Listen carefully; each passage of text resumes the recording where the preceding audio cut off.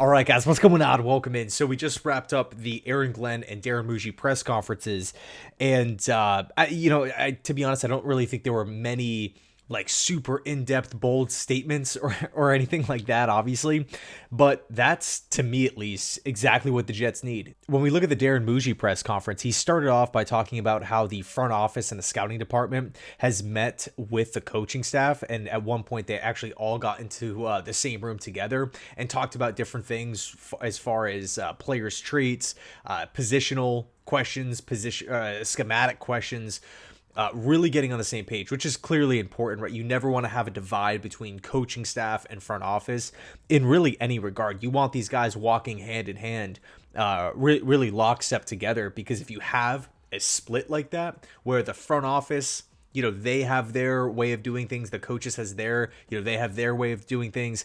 It's very, and if those two things are separate, yeah, they might agree on a couple things, but if those two things don't really have the same core beliefs, it's probably not going to work out. And look, we've only heard two press conferences from these guys, but up to this point, I'm really liking what I'm hearing as far as two guys actually in this together. Another thing that I love from Darren Mougey is just getting out in front of the Aaron Rodgers question. Like I'm with Darren Mougey, man.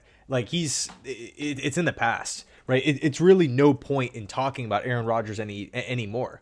The Jets have made their decision. He's not going to be on the team. I think really the last thing that needs to be talked about is when the Jets are going to cut him because of financial future implications, right? What happens this season, what happens next year, and that's all dependent on how the Jets want to handle the release of Rodgers.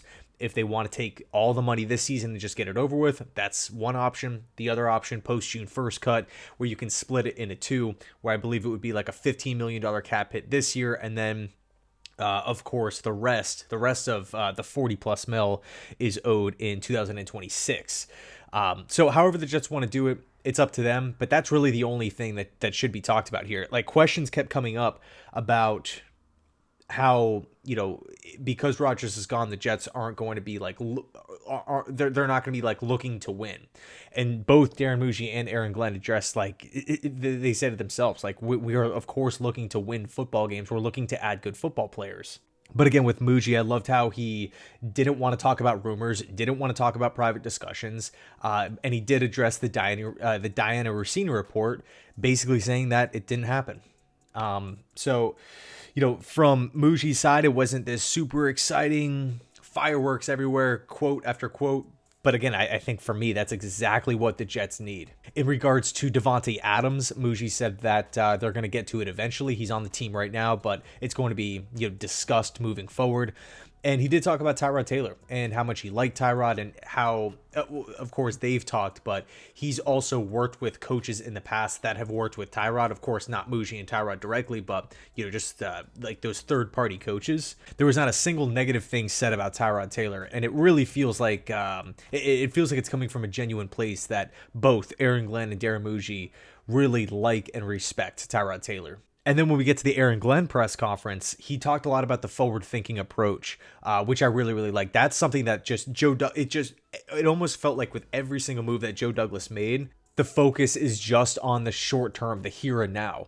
And we're not going to talk about plan Bs. We're not going to talk about hypotheticals. We're not going to talk about future cap implications. We're not going to talk about future drafts. We're not going to talk about future contracts. It's just, does this player fit right now? Yes or no? If the answer is yes, the Jets would make a move. If the answer is no, then the Jets wouldn't make a move.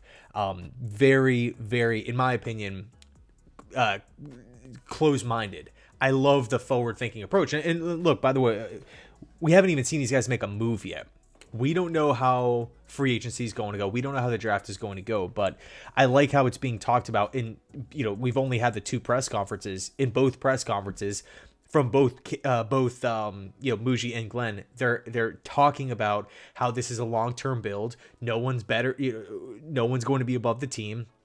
Everyone's invested in winning. They want tough, gritty players, and there's going to be a sense of a long-term plan here. Again, with JD, it just never felt that way. And how do you sustain greatness? How do you sustain winning football games year after year after year after year? It's having that long-term build. one thing that Glenn did say is that he's pissed off that the whole focus with everything is around Aaron Rodgers and how that's the only thing that's tied to winning. Not Garrett Wilson, not Breece Hall, not Olu, not Quinnen, not all these different Gardner, all these different guys, all these good players that the Jets have. It's just like because the Jets got rid of Rodgers, the optics, the media talking points are that the Jets are not going to win. But the reality is the Jets didn't win with Rodgers last year, right? 5 wins. So I'm totally with Aaron Glenn from that standpoint, right? It's not about one player, especially someone who is going to probably play for one more season and cost $80+ million. It's just not worth it. To me, at least, it's just not worth it. And then last but not least, he did talk a little bit about Tanner Engstrand, which I thought was interesting, right? Because the big question with Tanner, is he ready to be an offensive coordinator? That's exactly what Glenn tackled.